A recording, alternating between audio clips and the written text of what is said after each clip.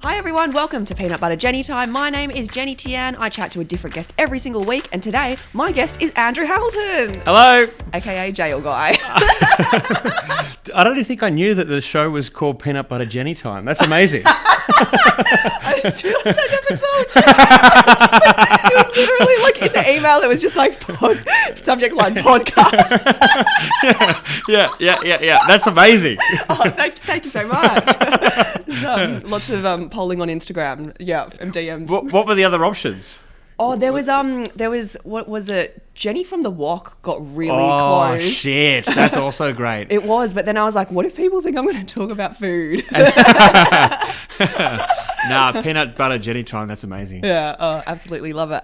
So for the people who have never heard of you before, would you like to do a brief introduction of who you are? Sure. So I am a Sydney-based stand-up comedian that spent 4 months in maximum security prison in remand in 2021. Remand is basically jail when you haven't been sentenced yet. They put you in there because they think that you're probably going to spend a fair bit of time in there. So they throw you in there, and then I eventually got granted bail to my parents' place, and then I started doing stand-up comedy. But I was in there for the large commercial supply of magic mushrooms and acid and MDMA, so psychedelic drugs.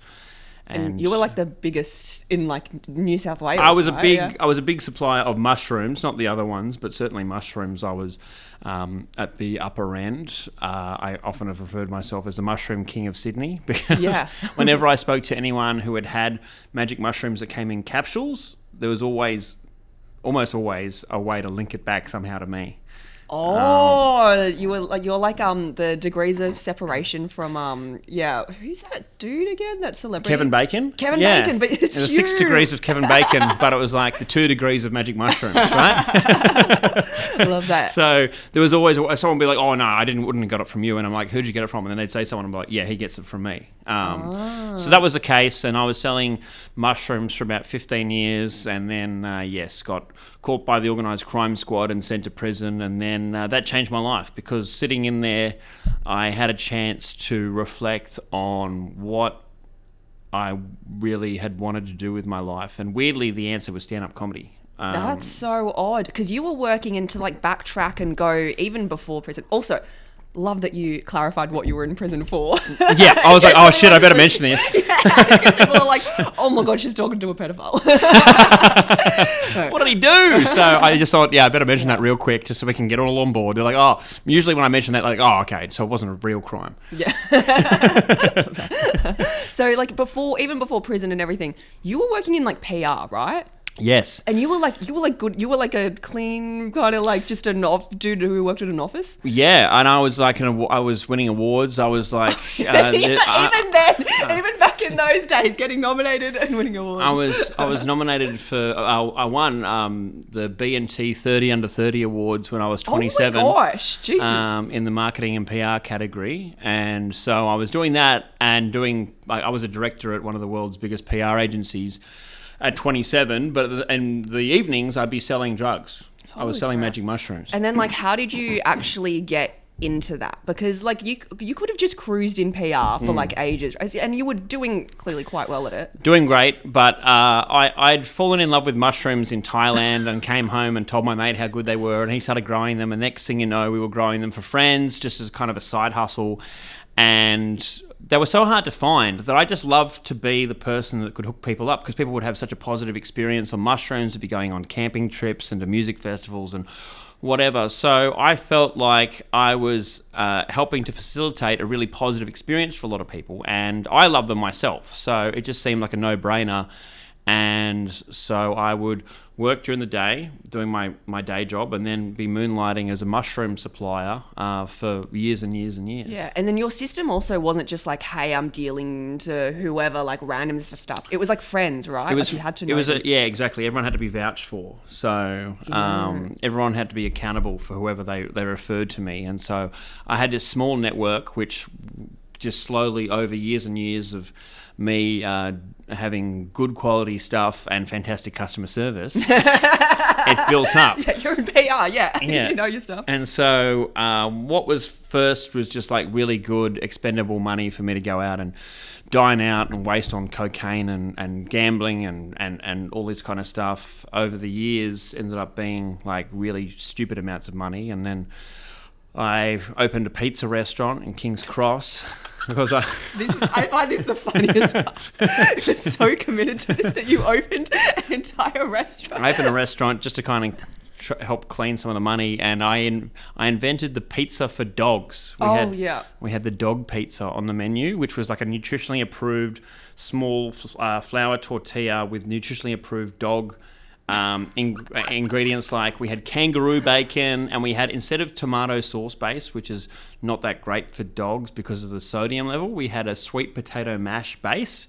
And so people would come and they'd spend maybe like $70 or $80 on the human menu for a couple of pizzas, but then they'd spend $100 on the dog pizza menu for like their dogs. This actually sounds like you got quite invested in that actual business as well. You still want your money laundering operation to be a good business. You know, I still had pride in anything I was involved in. Your reputation was on the line. Because I thought, you know, when you money launder, it's just like, whatever, as long as it seems legit. But you're like, no, no, product if it's going to have my name on it, I want it to be quality. Right? And so it was crazy. We were in like Good Food in the Sydney Morning Herald, and we were in like my gosh, and you again got to an actual level of achievement. My PR skills were there because we were in all the news because of the dog pizzas and the fact that we were a dog friendly restaurant. It was such a good gimmick for news coverage, and like the photo, people would want to come. Like Instagram was blowing up because everyone wanted to come and tag their dog having a pizza. Oh my gosh! So then, did you ever get to a point where you were like, "Oh, this might be so good that I don't need to do the..." Totally, that was the plan. I was going to open. Yeah. I was going to open 3 or 4 of these restaurants and then retire from crime. That was my vision. That was my plan. Unfortunately, we never quite got there.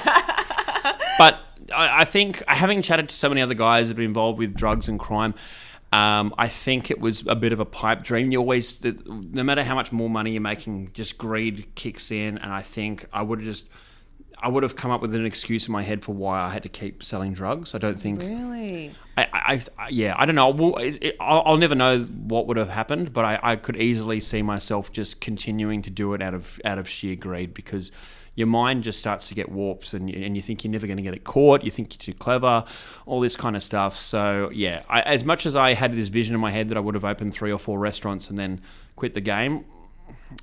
Yeah. Do you think, maybe not. Yeah. Do you think part of that is also because you had so much like success and achievement at such a relatively young age as well, because you're like in your 20s and everything.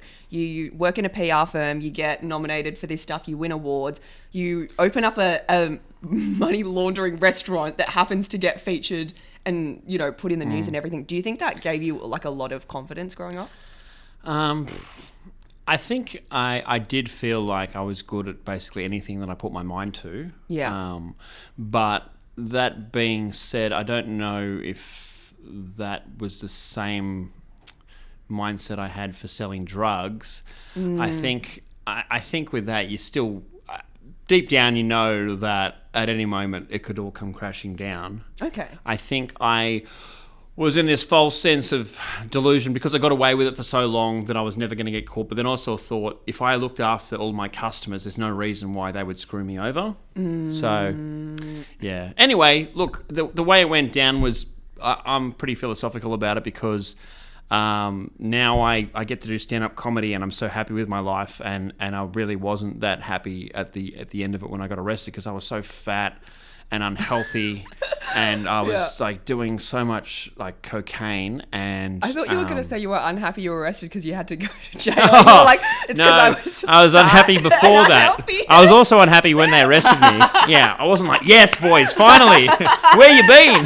Took your time, goddamn rapper squad. No, that also sucked. But the period before that was also not great. I think, I was not happy. I didn't like who I was as well. I think And what were the aspects that you didn't like about yourself? I mean, physically, I was like fat. Like I couldn't sexually, I couldn't get it up because I was on cocaine all the time. Okay. I also you're constantly having to lie to friends and family about where your money comes from. So you live this fake life, and after a time, and you're around fake people that are just sucking up to you for the benefits of hanging around with the drug dealer.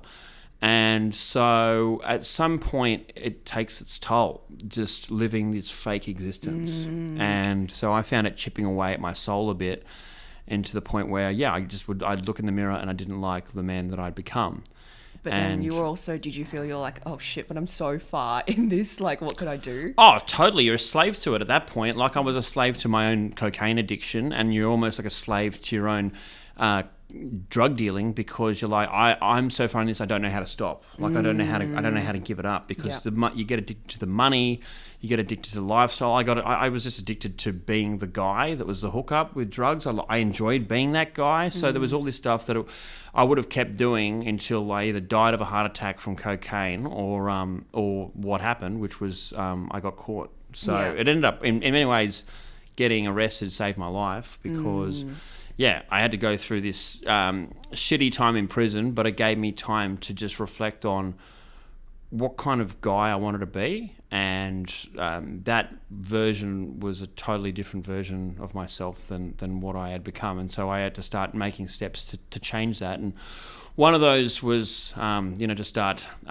exercising. 2 was to just be an honest person, to start being able to just tell the truth in all things. Again, being a man of your word was something which is important in prison, because if you say things and you don't follow through with it, you're going to suffer the consequences. Yeah. And then the other thing was just following through with things that I dreamed about, and that was stand-up. So as soon as I got out and my bail rules were relaxed, so at first when I got out, I was under house arrest, and I couldn't leave my parents' house unless I was in the company of my mum and dad. Yeah. And so I could only go to the grocery store and a couple of other things as long as I went with my mum or dad. I did funnily... It's like back to being a kid again. Yeah, it was like that. I mean, it was funny. I went on a Tinder date with my parents. Oh, with your parents? Yeah. Oh my God. How did that go? That was funny, because I chatted to this girl on Tinder, and I'd said, look, we can meet up, but here's the thing. I have to come with my parents, and I'm on bail from prison, and I may be going back. And she still agreed to go on the date. Oh my gosh. So what does your bio look like? Do you mention the prison thing in your Tinder? Yes. I have. Most of the time I do. I think there's been times when I've taken it off just to see whether there's a difference. Just scaring everyone. Yeah. But most of the time I do mention it. Yeah. And do you think that helps? Mixed bag, because sometimes it can attract the wrong people, right? Yeah. Like just crazy chicks, or chicks that are like, oh, this is on my bucket list to okay. root a guy who's been in jail. Yeah, okay. And then but other times I think look, I think it's pretty unreasonable to go on like 4 or 5 dates with someone and then mention it. But I think if you're having a good conversation or dating it with someone, then mention it once you've chatted to them for a little while and there's a bit of chemistry. I think that's totally fine. But I think it's quite manipulative if you go on 3 or 4 dates with someone and they really like you, and then to be like, hey, guess what? I've been to prison. Because that was the same as it was when I was a drug dealer, right? I'd go on dates, and then maybe a bunch of dates in, I'd mention, well, this is who I am, this is my life. And at that point, it's hard for someone to really have an objective view if they've already started to really like you. Yeah, there's an emotional attachment. There's a different reaction than if you had said straight up. But obviously, you're not going to say to someone you've chatted for 2 seconds, like, hey, guess what? I'm a fucking drug dealer. That's right? One way to get caught. Yeah. But there's a balance there. So. Okay, and then when you were on the date with your parents, I'm just curious, did they have to sit at your table? No, so we went to the pub and they just sat at the other end of the pub. So as long as they were in the same building as me, it was totally fine. Okay, I'm imagining they're right up there listening to your conversation. No, thank God. But then my dad had to go home early because he'd hurt his back. So my mum was just sitting in the corner of the pub on her own. And I felt terrible because I'm there chatting to this girl and my mum's just on her phone in the corner of the pub. So I said to the girl, look, can we go hang out with my mum? So then we went and hung out with my mum, and then that turned out to be a backfire because my mum ended up being funnier than me. So I'm like, Mum, you're cutting my grass here. What are you doing? Shut the fuck up. I want to date your mum now. Right? Well, so did she. So after that, luckily the girls started coming over and hanging out at my parents' place, because that was a lot easier than having to bring my parents out, who were both in their like mid-70s. And but yeah, luckily, not too long after that, my bail rules got relaxed, so I was able to leave the house on my own, like a big boy. Yeah. But I had a curfew, which was 10 p.m. I started going to open mic comedy nights, and I had to ask if I could go on the first half. Oh yeah, because then you could get it back in so time. I could get home in time for my curfew. And so, you know, when you start doing open mics, like to be when it's a bucket pull or something like that, and you're asking if you can go on early, it's a bit of like, well, who the fuck does this guy think he is? Yeah, but luckily, literally, when I'm explaining that I had to get home from my bail curfew, everyone thought it was hilarious, and like they were like, okay, that's a pretty good reason. Yeah, the law is a pretty good reason. Yeah. What made you decide I want to pursue stand-up comedy? Was it like I'd always wanted to do this, or was it like something that triggered it? I'd always wanted to do it, but I thought I was too much of a pussy to give it a try, and I also didn't think I had anything funny to say. Like I tried writing like jokes in my phone, but they were terrible, and mostly just like the same as like open micers when they're 20, just like wank jokes and like just yeah. And that's great. You had the self-awareness to go, Yeah. no one needs to hear this wank joke. I mean, a lot of people don't. I saved a lot of people from some severe punishment of having to hear my shit joke ideas back then. So I guess it had been bubbling away, but I just didn't think I had anything really to talk about. So instead, I started writing like comedic TV pilots. So I would argue that that's kind of harder and more time consuming than stand up. Yeah, so I started writing those, and I pitched a few to the ABC, and I had like, because they used to have like a free like website on the ABC where you could just pitch unsolicited material. Wow. I don't think that exists anymore. No, I don't think it would. And so this guy actually called me up that we worked in the ABC comedy department, and he was like, I read your scripts, really liked them, but we have something similar in pre-production. But he was like, look, here's a few ideas on if you want to get into comedy. One is create your own content. Just like if you start doing like sketches and that kind of stuff, at some point, if they're getting lots of views, it's pretty hard for them to like say no to you. And the other thing he said was try stand-up comedy, which and then you do. What else? Or he was like, try and get a production company attached to your idea. Oh yeah, I mean that's awesome that you got a call, like having had done no real comedy writing at all, to then get a call from someone going, hey, you've got promise of potential. Here's some things that you could go do. Right. Some actionable steps. Yeah. So I got some mates together and we started to shoot some content. Oh my god! So you actually started doing this? Yeah. Is it out somewhere? No, it's on my laptop. The reason. No, come on! You got to publish this. So the reason why I never released it is because it was a bit too close to home. It was a stupid idea at the time. Yeah. I created a 3-part series for the web called Dealing with Emotion. It's about a literal drug dealer. It was a fake documentary series about the private lives of drug dealers, in which I played an MDMA dealer named Tyson, where I'm like a clean freak, and like.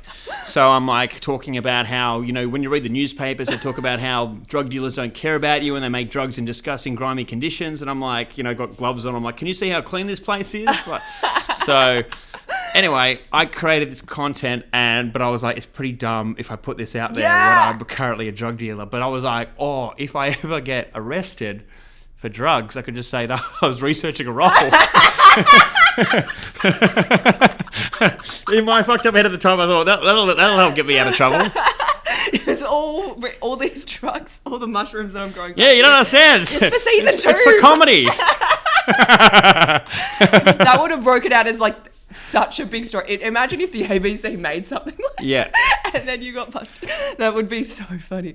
Okay, why did you decide to go, hey, I'm going to make something that's actually the drug thing instead of like, let's do something else? They say write what you know. I had so many, and I thought it was just so over the top. I don't know. It was stupid to do it while I was still an active drug dealer. I should have done it years later, but... Would you ever... But like, this footage is still there, right? Absolutely. I've still got it. So you can... Could you still release it? Or are you like, this is actually garbage?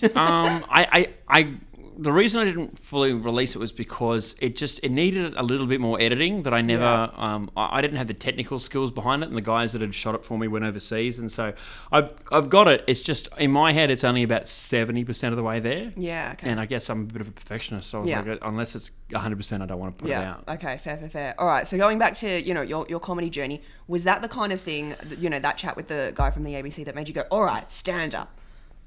No, that was when I was like, okay, well, I'm not doing stand up. So then I created the web content because I was like, there's no way I could do stand up. But then when I went to prison and I had time to reflect on everything, it was like when I asked myself, like, what did you always want to do if you could have your time over again? Because it felt like I was dead. I felt like my life was over, and so I guess it really clarified things for me. It was like, okay, well, if you could start it all over again, what would you have done? And the answer was stand up. Yeah. It was like you're a pussy. You should have done it. You're funny. You could have written jokes. You could have done it. You should do it. Get out and do it. And so when I was in prison, so many strange and funny things would happen. And it was like I've just had all this material right in front of me. Yeah, awesome. So then, like, you know, tell me about that. When you were, like, your first gig on stage and everything, were you just straight up, like, prison jokes, or did you actually try to avoid it for a little bit? No, I owned it straight away. That was the first thing I talked about was prison. Yeah. But I had memorized all these jokes, and so I didn't really perform it. I just spoke the words, and I just motored through them. But I remember like the first 30 seconds of being on stage, and I was so nervous. Yeah. And I just start speaking and saying these things, and I'd been working for ages on writing like 5 minutes worth of jokes, and then you start to hear laughter for the first time, and you're like, holy shit, thank God. Because the first like 30 seconds, people are just listening to you. So they're not laughing because you haven't said any jokes yet. Yeah. But then you get to a joke and they laugh, and like immediately I was like, holy shit, this feels good. And so the first gig went really well then. First gig went great. Yeah, sick. First gig went great. Better than I could have imagined. And I had so many open micers come up to me and they're like, dude, that was awesome. Like, keep coming back. And so then I went to an open mic the next night. But it was, what I didn't realise was that it's mostly the same guys you saw the night before. I know. That blew my mind when I first started doing comedy. I was like, oh, okay, surely it's different people, you know, every single time, and at every different mic, there would also be different people. And then it's literally through the week, like Monday, Tuesday, Wednesday, it's the same people showing up, doing the same material every time. So here I was on night 2, ready to do my same 5 minutes, and all the guys had heard the same shit the night before. You're like, why isn't this working? What the hell? Why? This killed last night. So I was like, fuck, okay, this is what it's like. So then I started to notice that guys would not only like do the same jokes every night, but they do the same jokes that never worked every night. And I'm like, that's insane behavior. Yeah. So what I started doing, because remember, I wasn't working a job at the time. I was just at home, and so what I would do is I would do 4 open mics in a week, and I would do a new 5 minutes every time. Every time. Whoa, that's nuts. But also, how did that process work? Like, were you finding like, oh, okay, I'm killing every single time? No, but the strike. So what I would find is I'd do 5 minutes worth of jokes, and maybe like 3 minutes of it would work. And so I'd be Dude, that's a pretty good hit rate. Yeah, it felt pretty good. I don't even have that now.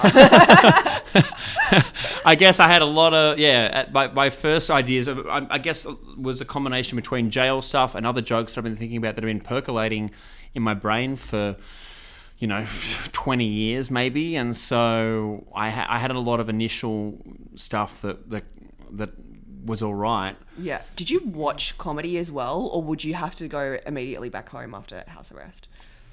Oh, at the open mics? The open mics, yeah. Oh, yeah. I'd always hang around to the very last minute when I knew I had to like race home. Wow. So I wanted to hang around and watch other comedians. Yeah. So I want this to be my life. I don't want to just come and do my 5 minutes and then bugger off. Were you committed to going, I want to be a comedian? Yeah. Yeah. I think something in me when I was locked up, I felt like I had this weird moment where it didn't... I don't know how to describe it other than like it felt like I had finally realized I was living in a video game. Okay. It's just like, yeah, it was like, I had this moment, there was something in me was like, felt like there was something calling me, like there was a path here if I was willing to just do the most insane thing, which for me felt like, okay, if there's going back to your normal life and pretending like none of this happened, and then there's the insane option, which is getting on stage every night and saying, hi, I went to prison for drugs, and just owning the shit out of it. And I thought, that's so crazy. I bet it'll work. Yeah, and it kind of has, right? Because, like, you know, from that open mic, which, by the way, that's so awesome that your first few open mics went as well as they did, and that you managed to write that much material that quickly. That is kind of exceptional. That like doesn't happen with a lot of people. I guess it felt like it was just, there'd been such a build up to this point over time. Yeah, and you had matured and you had stuff to actually say. Flash forward a year, you're doing the Melbourne Comedy Festival with an hour. Yeah. Within a year, which is unheard of.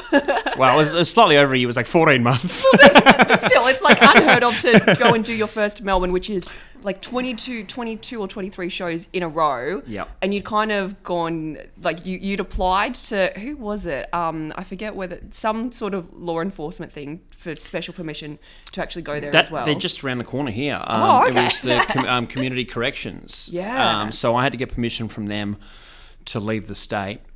And then what was kind of your rationale behind... And I also wanted to keep them... I was like, maybe I shouldn't tell them that the show was called Jokes About the Time I Went to Prison.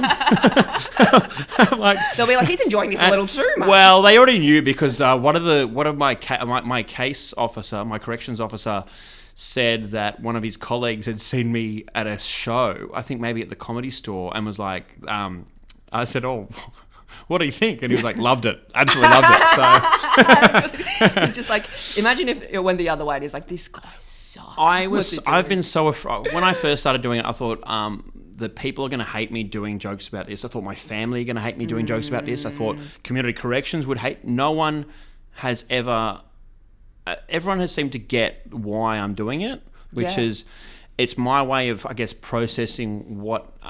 my own mistakes. Most of my jokes are quite self-deprecating, and so I guess it's just my way of talking about my life, and I do it in a way which can make people laugh at it with me. Yeah, right? and I think there's also like a curiosity in it with the audience, right? Because like, again, you're in PR, so you really knew how to brand the show. Jokes About the Time I Went to Prison. Your content online is like, you rate like prison food and everything as well. So yeah, you've taken like complete ownership of it and ran with it. But now that, you know, you've kind of done your Melbourne and everything, now you're trying to do, what's your new show called? Andrew Hamilton Doesn't Mention Prison.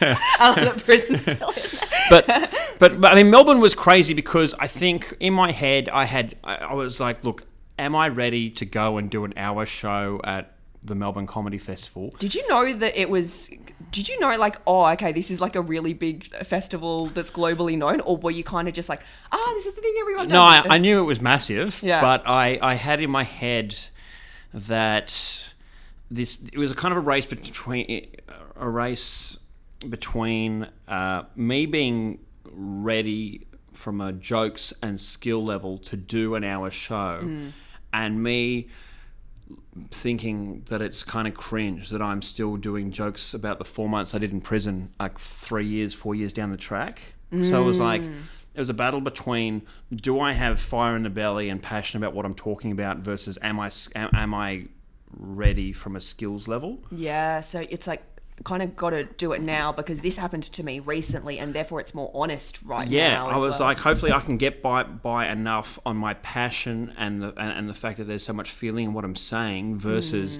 are all the jokes good enough? And I thought I am happy with where I'm at this level right now to do the show. And I felt like the jokes might be better in a year, but I might not feel as strongly about the show. Yeah, 100%. And so that was the battle I had in my head. And so I thought, look, let's let fate decide. I'll just try and apply for the festival. I got rejected by the festival for a festival managed venue, but then I applied for every other room and I got offered this small cocktail bar at 10:40 at night. Yeah, horrible time slot. Right? On Mondays, Tuesdays and Wednesdays, I was the latest show in the entire festival.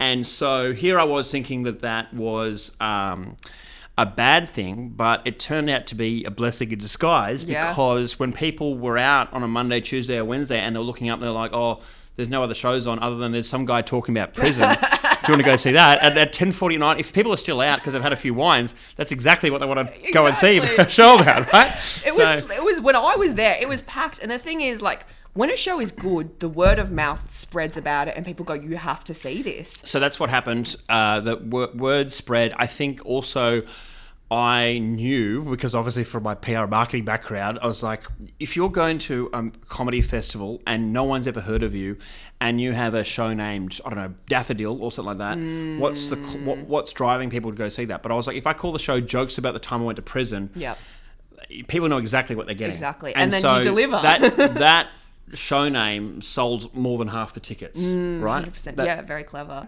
All that risk ended up paying off like big time, right? You got an actual festival managed venue at the very end. I did, yeah. And then you got nominated as well. What I loved about your show and what kind of made it feel so personal when we watched it, and I feel like maybe this is just a comics thing that only I found, but the room was so small that you didn't have a green room. So you would walk down the stairs and it would just be you standing there greeting everyone like, hi, hi, hi. And then at the very end of the show, again, no green room. So you just stand at the back.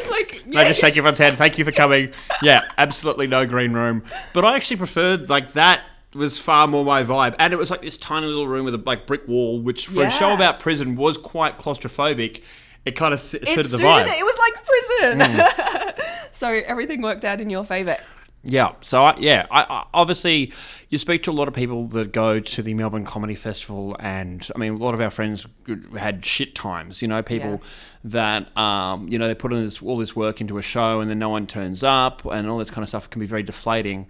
So I felt fortunate that anyone turned up. I kind of got gaslit by the festival because the first night I had 5 tickets sold, and then 17 people showed up and bought tickets on the door. Oh damn! That's so I'm awesome. like. So, and that was such a hot show, and that was my first one. So I'm like, this is going to be amazing. Second night, I had 4 sold. I'm like, that's okay. People will buy tickets on the door. No one else turned up. No. So then I did the show to 4 people, and I was like, so I went from like 22 the first night to 4 the second night, and that's when I was like, okay, this festival is going to be a roller coaster. Yeah. Because it feels like every night's your birthday party, and you don't know if anyone's going to turn up, right? That's a great analogy. And you're just waiting there, like, ooh, is anyone going to come? Show up. What are my ticket sales? Have any other people accepted? It's hard, man. So yeah, it's hard to not take it personally. If you put all this work in and then there's no tickets sold, that would luckily that didn't happen to me, but it's crushing. It would be soul crushing. So yeah, like festivals are a real emotional roller coaster. But But there's like a lot of gratitude in everything that I'm hearing from your end as well, which is awesome. It was one of the best experiences of my life. Yeah. I'm so glad that I took a punt, that I backed myself, and then I did it. And look, it's changed my life because now I've got management out of it. I've got far more self-belief, and I guess I've started to build an audience beyond just Sydney. So. Yeah, there's, I guess, the beginning signs of a possible career. I mean, that's what we're doing this for, is hopefully one day have a living out of it. And so now it feels like that's a very strong possibility sometime in the near future, which is like, this is awesome, because that's what I dreamt of when I was in Long Bay. It's so sick. And you've even got like a book coming out, right? Yes. So what happened was, before I started comedy, I was like, I think I've got a story here for a book. So I just started writing. I read a book by Stephen King about writing books, and it said, look, just get in the process of just writing 1,000 words or 2,000 words a day. So I wrote 1,000 words a day. Jeez, about... So whatever. I'd get up in the morning, I'd train, I'd have my coffee, I'd sit down, and I would just write my book. Whoa. And so every day I just write 1,000 words. Some days it took me a few hours. Some days it would take me 45 minutes. Sometimes the words just flowed, but even if the words flowed, I'd always stop at 1,000, because I'm like, I don't want to be deflated by writing more and then not being able to write any the next day. I'm like, I'd build up some momentum and I'd be like, fuck, that means I'll just be able to hammer it the next day. That was a process I went through, 1,000 words a day, and then 70 days later I had 70,000 words. Wow. So the story was supposed to be about my time in drugs and then prison and then me redeeming myself. And I was like, well, the story doesn't have a finish because I haven't done anything to redeem myself. Yeah. Right? Yeah. So that's when I parked the book. And then I started doing stand-up comedy, and we've had this whole adventure, which I look back now and I'm like, okay, now we have a finish to the book. Yeah. So then because of all the media coverage I've been getting, I guess, about that journey from crime to comedy, I had some publishers interested in talking to me about whether I would write a book. And I was like, well, I've actually written... 70,000 words is close to a full book anyway, but I was like, I feel like it's only half a story, so I need to go back and do a lot of editing. Anyway, that's the process I'm going through now, is to finish the book. But I picked up a publisher, and now the book's going to come out in August next year, hopefully. Yeah, you were saying Father's Day. Well, they wanted to come out for the Father's Day sales, yes. So hopefully they think that my story will resonate with men. There's plenty of guys out there that have made colossal fuck-ups of their life and then bounce back from it. I get messages like that all the time from people either on social media or at comedy shows where there's something about what I'm talking about that really strikes a chord with them. And that's really cool because, you know, if me getting on stage and saying my dumb jokes about my insane life can help someone, then that's a bonus above and beyond me just making them laugh in the room. 100%. Yeah, and I love that it's also like Father's Day. Like, hey, Dad, here's something I think you'd like. This guy went to prison. Yeah. And like, that used to be my mushroom dealer. I get that a lot. Like even people saying like when stand-up clips. I remember Reese at Stand Out put up a clip. We put up a clip of me, and then he got a DM like, oh, that used to be my dealer. That's so funny. It's like, oh, glad to see he's doing well now. Yeah. Sometimes I get those messages like, we miss you. Come back.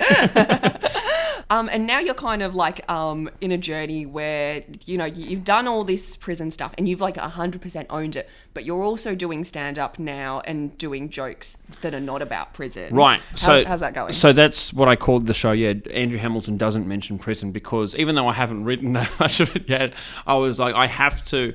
Are you doing Fringe? Yeah, I am. Isn't that next month? It's in 3 weeks.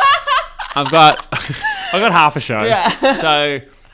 I was like, if I call it Andrew Hamilton Doesn't Mention Prison, that I throw myself in the deep end, which is usually where I excel. So I was like, I want to do a work in progress show, and I want to force myself to write stuff that isn't prison because, that's been an easy crutch, and it was also made sense that I would try and put a cohesive show together that was all about that. But now I'm like, okay, now it's time for me to figure out what else I have to talk about, what's not going to be my voice beyond just the jail guy. Yeah, and then what kind of topics do you find that you're landing on or you're exploring at the moment? Well, I've got a new joke that I'm talking about ADHD and addiction. So I think I probably will talk a bit about my background in PR. I mean, there's a lot of funny stuff from doing that for 10 years. I guess I haven't even tapped into me owning a pizza restaurant. That's funny. And the dog pizza. Dog pizza. I've also come from a pretty insane family. I think I've got a lot of stuff about dating. I think there's things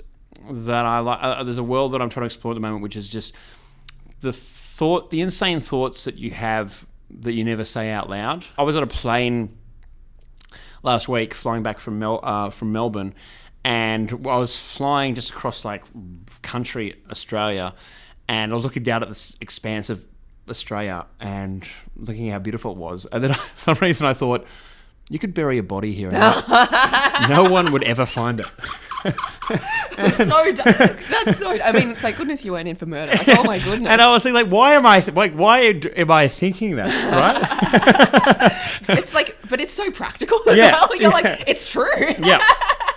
I'm not wrong. So they're the kind of voices that you think you listen to in your head, like, wow, like what was the reason why I jumped to that? Yeah, no, okay, that is a you thing, I think. You never think of that? I'm in the plane going, hey, where's the food? Where are the refreshments? Looking out the window, thinking about dead bodies. All right, way to make me feel weird, Jenny.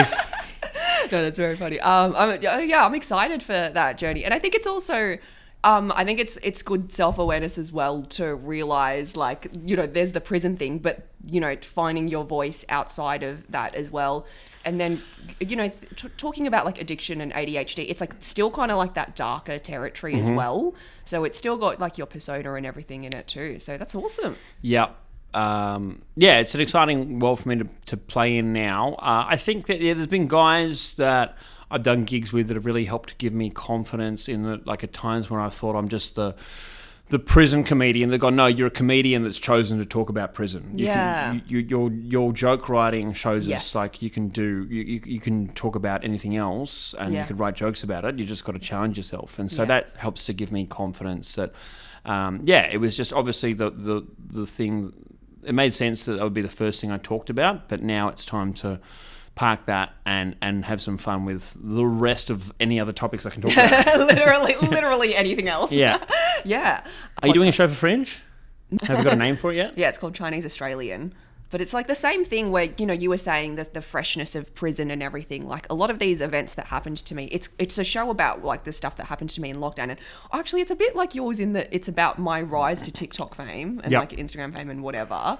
And it's a story about that with jokes peppered in there. But I'm like, this happened so long ago. I'm gonna have to find ways and, you know, update it so that it's fresh to now. It's a process. I'm also still writing mine and trying to find an ending as well, and I'll probably try a few different ones. Well, I think I'm gonna do a non-jail hour, and then I'll go back to jail after that.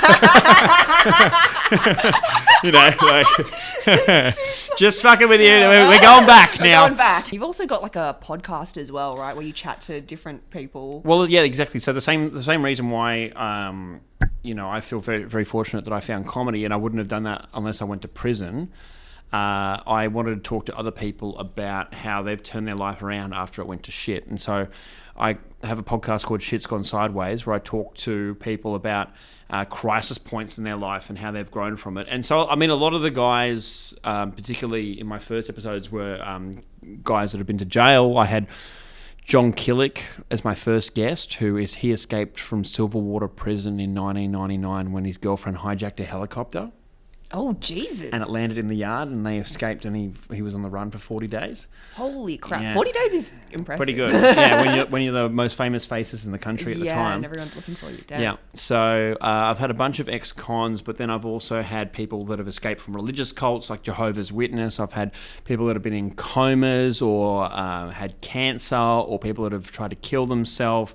What else? Then I've had comedians just talk about times when they're lost their job, all kinds of stuff. Just the through line is crisis points and then how you've overcome it. And I love doing it, and it's just so cool to talk to people about these kind of real stories. And then it's not a comedy podcast, but you do find that there are, even in dark stories, there's usually some humor within it. Yeah, if anything, it's like in those dark times, you got to find the light perspective. Yeah, like Chris Ryan and I, Chris was very generous in sharing her story of her experiences with postnatal depression, and some of the times we were talking about that, we were just in tears laughing so much because of like just the raw emotion that when there's humour there, it just hits twice as hard. And how do you find some of these people like John Killick and stuff? Do you just hit up their DMs? So we're all part of a Crim WhatsApp chat group. You get a That's so funny. What? Do you send memes to each other as well? What's the banter? Yeah, just like anyone's about prison guards, like just some meme roasting them. We're like, lol. Find your guests that way. That's so funny. Does someone who adds you into it? Is someone just like, congratulations, you're out of jail? The day you get out, you get instantly added in. Yeah. So some of it's been my independent research. Then I get like sometimes people will be like, "Oh, mate, if you've chatted to me, you should also chat to these guys." I also just steal off other crime podcasts. That's so fun. But it's also like it's not stealing because you're inviting them and you're going to ask different questions. Right, exactly. So you look up any other true crime podcasts that have had a chat to anyone. in Sydney, I usually you'll find that a lot of us have had the exact same panel of guests on, and now I'm part of that panel myself. So I get invited on to true crime podcasts. So I was invited on to one of the biggest ones, I Catch Killers, which is run by a former detective named Gary Jubilant. And I was like, look, the bar is getting quite low, Gary, if you're getting me on for a true crime podcast. But I think because they have such heavy chats, they wanted me on to lighten the mood a bit. Yeah, a little lighter. Yeah. And so it was such a funny chat because I kept talking about my life of mushrooms and crime and talking about some of the good stuff. And so every now and then he'd have to say, and just remember everyone, selling magic mushrooms is a crime. He kept having to do these PSAs every 10 minutes. So funny. Yeah, because watching your show, I mean, part of it that was so good was the parts where you spoke about the good parts of prison as well, like being in the green jumpsuit and you're like, damn, I look good in this. I look pretty cool. Pretty cool. Or just watching Shawshank, we were sitting sharing M&Ms with your cellmate or exercising. There were just so many parts of it that I found to be great because of where I was mentally and because when you're going through a dark time, other guys can have such an impact on cheering you up. And I was very lucky that I was around some really decent guys that helped me through the tough times because I got lucky. A lot of guys have horror stories about times in prison, but I got treated really well. I think my charges were considered funny in the yard. Yeah, okay. Whereas if you had done something a little more intense.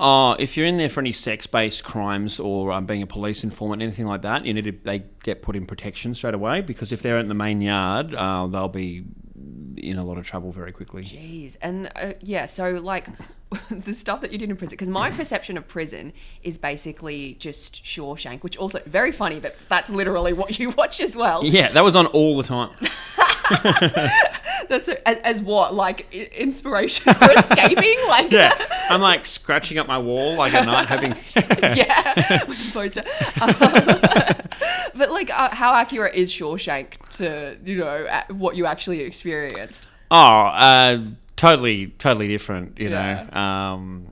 I mean, look, I think in terms of just that camaraderie among inmates, I think that certainly rings true. I don't think that there's that level of brutality among the prison guards that you see in Shawshank. That's good.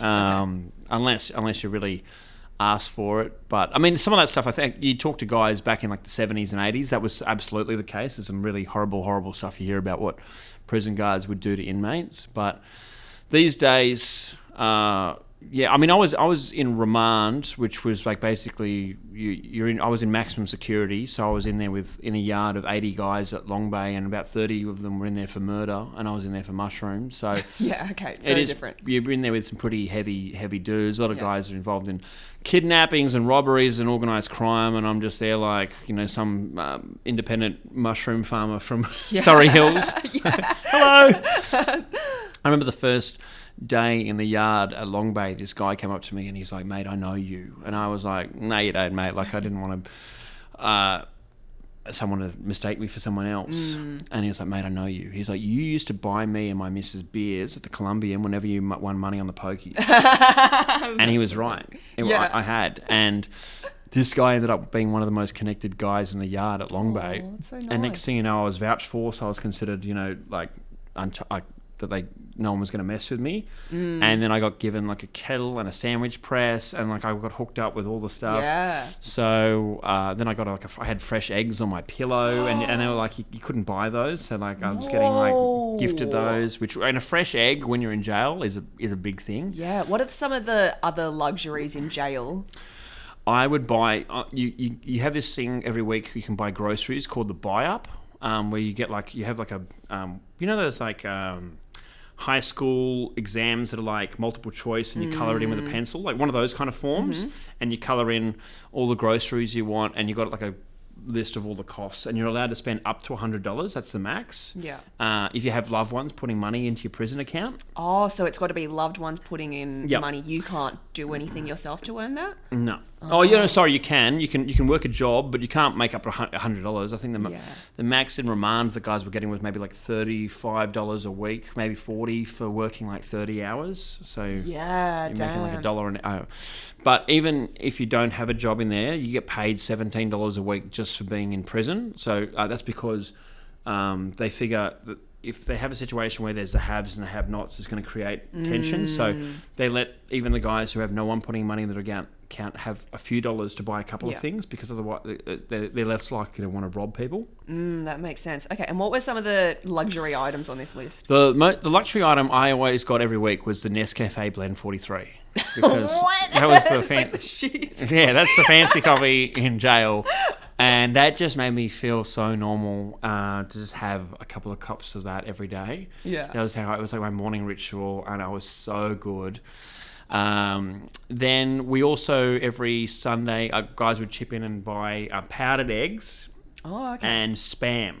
And so you'd slice the Spam and you'd cook it up on a hot plate, and then we'd have Spam and egg sandwiches. And it was like our version of a bacon and egg roll. Yeah. And so like 10, 12 of us would all cook together. Yeah. And it just made it like a really nice Sunday ritual that just helped you to have this sense of normality that, like, yeah, even when you're in jail, you can have these nice experiences. Yeah, this makes me really grateful for my normal eggs that I get at my Oh my hand. God.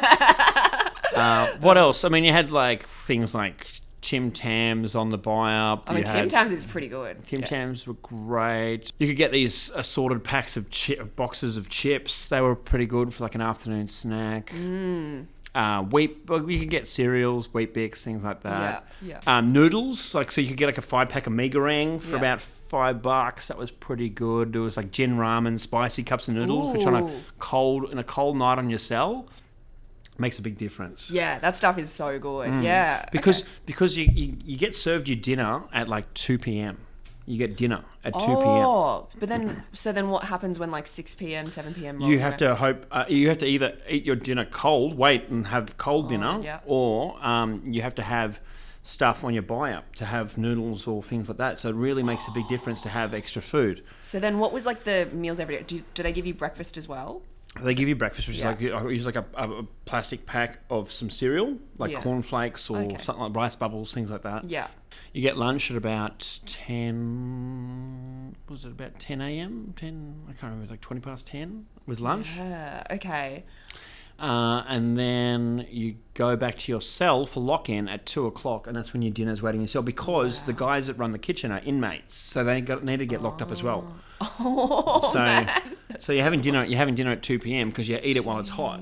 Yeah. Oh man, that's brutal. What did an average day look like for you? So you get kicked out of your cell at like 8 a.m. or maybe slightly earlier, 7:45. Then you'd be out in the yard. You might you'd have a couple of cups of coffee. You just do laps. You just walk around the yard, chatting to your mates about anything, just like what was on TV the night before. Oh yeah. You'd chat about Shawshank again. Shawshank again. You'd talk about what commercials were funny or annoying. You know, you remember there was this there's this oil like a extra virgin olive oil called Squeaky Gate, and I remember hearing guys in the yard every day they'd go, "Well, shut my squeaky gate," and everyone would laugh because everyone was watching the same ads. Yeah. So funny, guys talking about ads, or you talk about whether we're going to train that day, what kind of training we'd do. You talk about, have you seen that Dave's been having extra coffees lately? Just things like that. Yeah, okay. Mundane stuff. Or things you do when you get out. The guys would talk to me like, "Oh mate, can I buy your numbers off you if you're not going to sell drugs anymore? Whatever." It's just all kinds of stupid chat. And you would just do laps all day. So till about 10:30, then lunch would come, and then the showers were out in the yard, so you'd have a shower at some stage before lock-in. But yeah, I would just train. Sometimes I'd play cards. You get on the phone. There's phones in the wing in the yard where you're allowed to have a 6-minute phone call. So you have up to 10 of your family and friends on your dialing list, and so you pick up the phone, you just press the number, and it calls them. And when you get to about the 5-minute mark, it goes beep, and then at 6 minutes you get cut off. And that's because there's only like 8 phones in the yard and 80 guys, so you'll have a 6-minute phone call, then you can't call back for 10 minutes, so it's to free it up for other people to use the phone. And so they'd get a call, right, and it'd be like this random number from some rerouting system. Yeah, because I was going to go, what if they miss it? Then do you lose you leave a voicemail or whatever. They know that you're trying to call, so then maybe they'll answer them. So you just... Yeah, if it starts ringing and they don't pick up after about 5, you usually hang up before it goes to voicemail, because then you can still call another person. So you learn these tricks. Yeah. So then you don't waste your Yeah. So you learn these tricks. But it would be on their end, it would be like, you're receiving a call from a correction centre. If you don't want to have this call, hang up now, whatever it was, and then it'd be like, hey, how you doing? So they always know who was calling, unless there's someone really dodgy. In this case, they're like, which one of my loved ones and friends that's in prison is calling me now? But for all my mates, they knew exactly who the call was coming from. And then who were you calling most of the time? I spoke to my mum and dad every day. Oh, wow. Oh, that's nice. Yeah, so that was really nice. Actually, this whole experience brought us a lot closer. Yeah. And I'm still living with them now, so thank God, Yeah. Yes. But not under house arrest. Not under house arrest, no. It's by own choice. Oh, that's so nice. Now it's the section called Clapbacks, where we clap back against the mean comments we've gotten. Andrew, what have you got? Some of these, this one is actually one of my favourites, because if I'm going to get online hate, I want at least be funny. Yeah. So sometimes people will take a shot at me, but they're being funny, in which case I can't really hate them. So this guy was named Potato Cakes. Ugh. Potato Cakes with a Z, so Potato Cakes 69. Oh, and it's one of these guys with like a meme in his profile that his sledge was, "You deserve a life sentence for those shit jokes." That's not bad. And I was like, so I shared that one myself, because I was like, look, if you're gonna sledge me, be funny, because that was one of my favorites. That's quite a roast. See, I like those ones. But then, so I do this comedy series called Yeah Mad TV, where I just basically do like dad jokes with other people on the internet, and so there's a lot of the ones that like I think bother me the most are the ones that attack me physically. Yeah, because it's irrelevant to the content of what you're doing, right? Yeah, exactly. And so I don't really get that much hate about me doing jokes about prison. I've never copped that. But there's ones, particularly when I got back from Melbourne. So like when we started shooting before Melbourne, I was a lot skinnier. But because I spent 30 days, like as you saw, drinking a million beers and eating burgers every night, I like put on like a bunch of kilos. So by the time we shot again, I was much bigger. Yeah. And so there's some of these comments are like, he has the body of a bouncer and the head of a baby. I thought that one.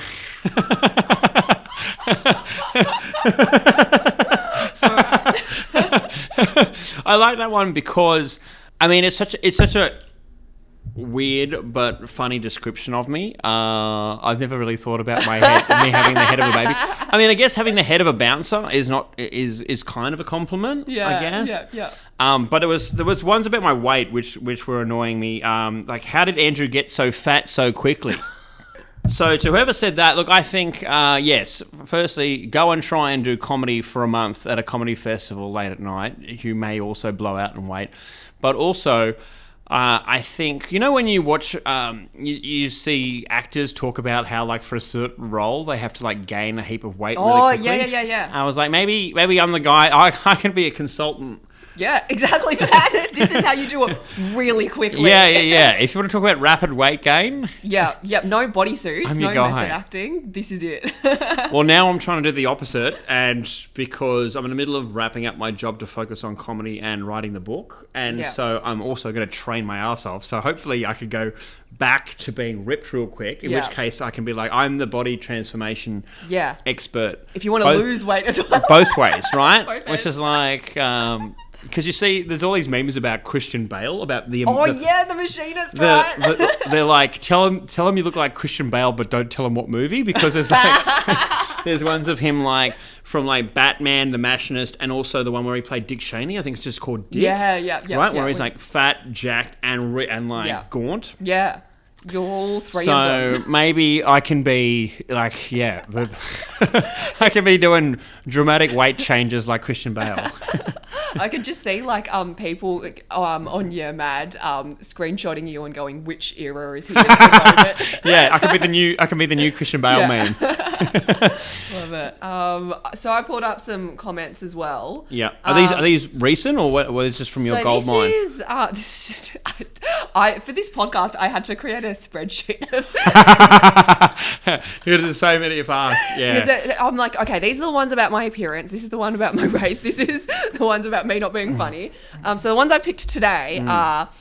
So I did a sponsored TikTok for Coles, and it was to promote the Coles hot cross buns, and it was literally like, here's 3 ways to eat a hot cross bun, right? Great. And then someone went, bloody hell, are you on something, or is that your normal personality? Talking about hot cross buns.